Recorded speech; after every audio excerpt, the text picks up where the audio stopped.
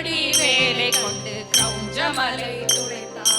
செந்தூரில் நின்று கொண்டு சூரனை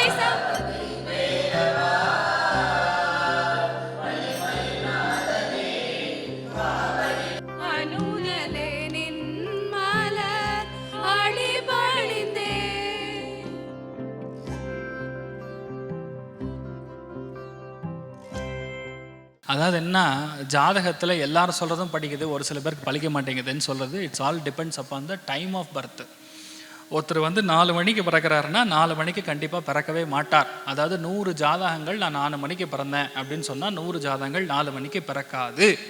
அப்போ 4 மணிக்கு பிறக்கிற ஜாதகருக்கு நீங்கள் பலன் சொல்லும்போது கண்டிப்பாக தவறாக இருக்கும். அப்போ என்ன நடக்கும்? ஒரிஜினலி சொல்லணும்னா ஜாதகத்தில் அம்மாவுடைய கர்ப்பத்திலேருந்து வெளியே வந்து தொப்புள் கொடி அறுக்கிற நேரம்னு ஒன்று இருக்குது. That's called umbilical card being cut. That exactly 1.5 minute from the what you call அந்த ஒரு குழந்தை பிறந்ததுலேருந்து இந்த டைமுக்குள்ளே கட் பண்ணுவாங்க. அந்த டைம் தான் கரெக்டான time. Not every astrologer can predict time. அதுக்குன்னு ஒரு முறை இருக்குது. தலைமுறையாக இப்போ 4-5 தலைமுறையாக பண்ணுறோம். எனக்கு நிறையா குருமார்கள் இருக்காங்க. there are lot of pros and cons. I do lot of permutation combination.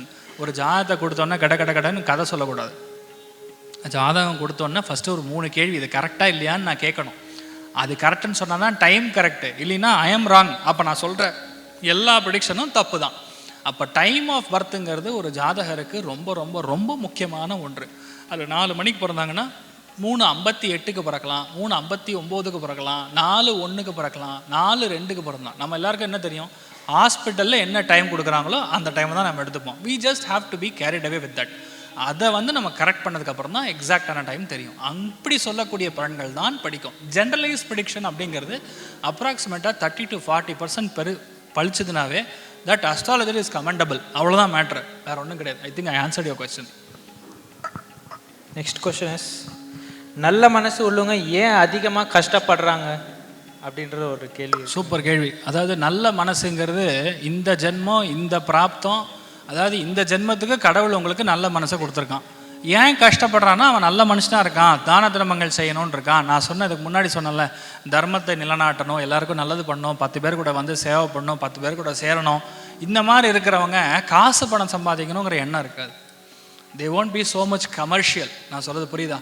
அந்த கமர்ஷியாலிட்டி இல்லை அப்படின்னாவே ஆட்டோமேட்டிக்காக அவன் வந்து கொஞ்சம் கம்மியாக தான் சம்பாதிப்பான், கம்மியாக தான் எல்லா விஷயங்களும் நடக்கும். ஆனால் அவங்க லைஃப்பில் இருக்கிறதுலே இது ஒரு நல்ல கேள்வி. அட் த சேம் டைம் ஒரு கான்ட்ரடிக்டரி விஷயம் உள்ள இருக்குது. நல்ல மனுஷன் கஷ்டப்பட்டாலும் எதில் கஷ்டப்படுறான்னு கேட்டால் பணத்துலையும் காசுலையும் தான் கஷ்டப்படுவான்.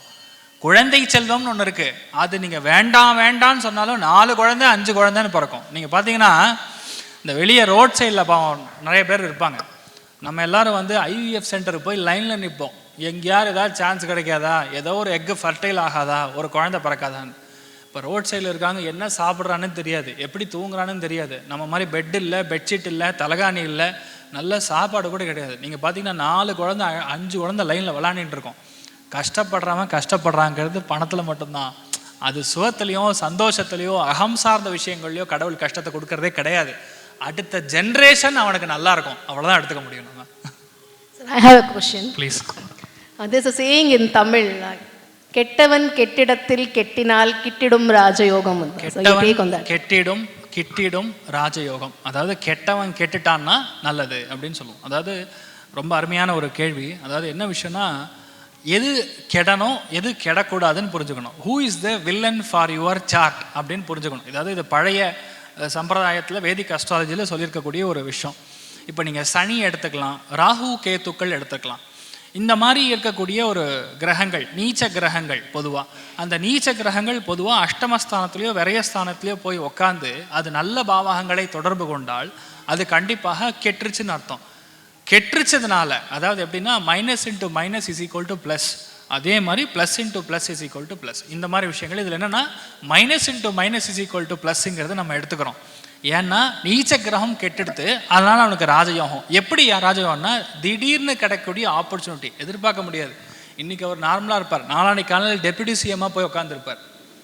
அந்த விபரீத ராஜயோகமும் அந்த கெட்டவன் கெட்டுட்டாக வரக்கூடிய ராஜயோகங்களும் யாருனாலும் தடுக்கவே முடியாது. அதனால தான் என்ன சொல்லுவோம், இது ஆக்டிவேட் ஆகணும். ஒரு சார்ட்டில் ஒரு ஜாதகத்தில் இந்த மாதிரி ஒரு காம்பினேஷன் இருக்குது, அது ஆக்டிவேட் ஆகணும்னா கஷ்டப்படுறவங்களுக்கு சாப்பாடு வாங்கி கொடுக்கணும். 2வது நம்ம எல்லாருமே ரொம்ப முக்கியமாக பார்த்துக்க வேண்டியது க்ளீன் பண்ண வருவாங்க வீட்டில். நம்ம வீட்டு வேலைக்காரங்களாக கூட இருக்கலாம், எல்லோரும் முக்கியமான இடத்துக்கு போகும்போது அங்கே சர்வ் பண்ணக்கூடிய நபராக இருக்கலாம். அவங்களுக்குலாம் எவ்வளோ முடியுதோ அவங்களுக்கு தானம் பண்ணுறது இந்த ஒரு விஷயத்தை பெரிய அளவுக்கு நம்ம ஆக்டிவேட் பண்ணி கொடுக்கும். லக்கு எப்படி ஃபேவர் பண்ணணும்னு தெரியாது. இருக்கிறதுலே ரொம்ப லோவஸ்ட் கோஷன்ட்டான கிரகமே பார்த்திங்கன்னா சனி தான். அந்த சனி வந்து ஏழை மக்களுக்கான ஒரு கிரகம். அப்போ எந்த அளவுக்கு ಕಷ್ಟಪಡக்கூடிய மக்களுக்கு ಕಷ್ಟಪಡೋರಿಗೆ ನೀವು ದಾನ ಧರ್ಮ ಮಾಡ್ತಿರೋ, அல்லது if you do some good deeds like take ஏதோ அன்னதானம் ಮಾಡ್ಬೋದು, or if they have some marriage to be done, அங்கே வந்து நீங்கள் கல்யாணத்துக்கான ஒரு பட்டு புடவை வாங்கி கொடுக்கலாம், புடவை வாங்கி கொடுக்கலாம், இல்லை நான் ஓரளவுக்கு பரவாயில்லையா இருக்கேன் அப்படின்னா மங்கள சோஸ்திரம் வாங்கி கொடுக்கலாம். இதெல்லாம் பண்ண இந்த விஷயம் ஆக்டிவேட் ஆகிடும். அது வந்து எல்லாருடைய ஜாதகங்கள்லையுமே இந்த மாதிரி இருக்கிறது கிடையாது. ஒரு சில ஜாதகங்கள் இந்த மாதிரி ஒரு 100 ஜாதகம் எடுத்தால் ஒரு ஜாதகத்தில் இந்த மாதிரி ஒரு யோகம் இருக்கும். தேங்க்யூ. So next question. இப்போ ஜென்ரலாகவே பார்த்தீங்கன்னா சனி கிரகம்னால ஜனங்க ரொம்ப பயப்படுவாங்க. ஸோ சனி நிஜமாலே ஜனங்க பயப்படுற அளவுக்கு அவரு மோசமானவரா இல்லை எப்படி? சூப்பர். அதாவது என்ன, இப்போ நவகிரகங்களை நம்ம எடுத்தோம்னா இருக்கிறதுலே பவர்ஃபுல் கிரகம் அப்படிங்கிறது சனி கிடையாது, கேது தான் இருக்கிறதுலே பயங்கரமான பவர்ஃபுல் கிரகம். அது நினச்சதுன்னா நம்மளை வந்து எந்த அளவுக்கு எடுத்துகிட்டு போகலாம். நீங்கள் உன்னோட லாங்குவேஜ்லேயே சொல்லணும்னா MS Dhoni cricketer, third umpire கூட தப்பு பண்ணுவார், கனவுல கூட அவர் தப்பு பண்ணுவார். MS தோனியோடைய review system is always recorded as remarkable review system. ஏன்னா MS தோனிக்கு கேது வந்து பயங்கர ஸ்ட்ராங். அடுத்து எடுத்திங்கன்னா எந்த விஷயத்தையுமே பெருசாக காட்டுறதுல ராகு ரொம்ப முக்கியமான பங்கு வகிக்கும். ராகு, கேது, சனி இது மூணுமே கிட்டத்தட்ட ஒரு பார்ட்னர்ஸ் மாதிரி.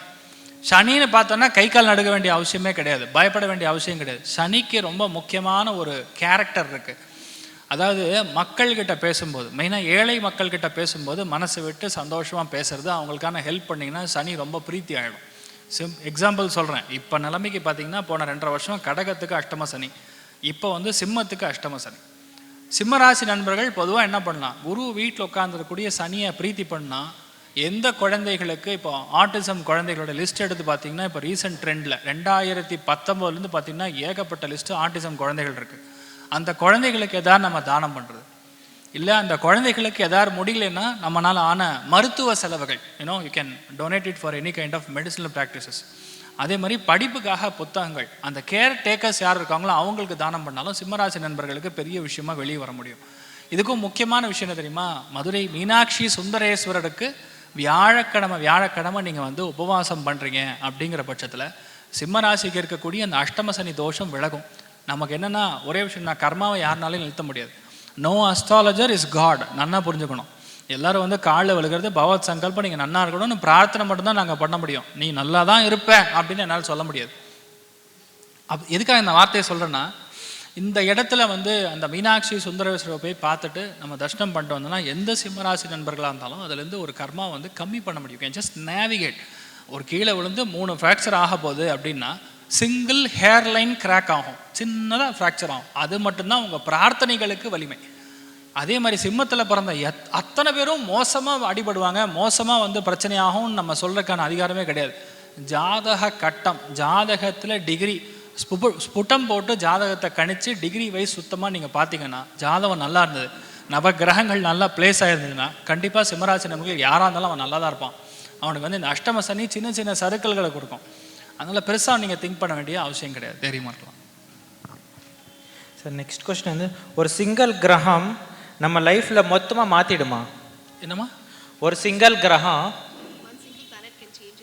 கண்டிப்பாக அருமையான கேள்வி. நவகிரகங்களில் அதாவது எல்லா கிரகமே நமக்கு நல்லது பண்ணுமா, எல்லா கிரகமே கெட்டது பண்ணுமா அப்படிங்கக்கூடிய கேள்விக்கு வந்து பதில் ஆக்சுவலாக சொல்லணும்னா எல்லா கிரகமே நல்லது பண்ணாது, எல்லா கிரகமே கெட்டது பண்ணாது. அவர் சொல்கிற மாதிரி ஒரே ஒரு கிரகம், ஃபார் எக்ஸாம்பிள் வில் டேக் குரு. குரு மட்டும் தங்கமாக அமைஞ்சிருக்கு, மற்ற எல்லா கிரகங்களும் படு மோசமாக இருக்குது. அப்படிங்கக்கூடிய நிலைமைகளில் அவனுக்கு நல்லது பண்ணுமானா, ப்ரொவைடட் அவனுக்கு எப்பெல்லாம் குரு தசை நடக்குதோ, எப்பெல்லாம் குரு புத்தி நடக்குதோ, எப்பெல்லாம் குரு நட்சத்திரங்கள் டே டு டே, இன்றைக்கி 1ஆம் தேதி ஜனவரியிலேருந்து 31ஆம் தேதிக்குள்ளே எப்பெல்லாம் இந்த பூரட்டாதி நட்சத்திரம் வருதோ, புனர்பூச நட்சத்திரம் வருதோ, விசாக நட்சத்திரம் வருதோ, இந்த மாதிரி நாட்களில் அவனுக்கு பிரச்சனையே வராது. எவ்வளோ பெரிய பிரச்சனையாக இருந்தாலும் அதுலேருந்து ஈஸியாக அவன் வெளியே வருவான். பெரியவங்களுடைய ஆசீர்வாதம் கிடைக்கும். எக்ஸாம்பிள் குரு. ஒருவேளை ராகு சூப்பராக இருந்ததுன்னா ஊரை விட்டு வெளியே போயிட்டானா போதும்.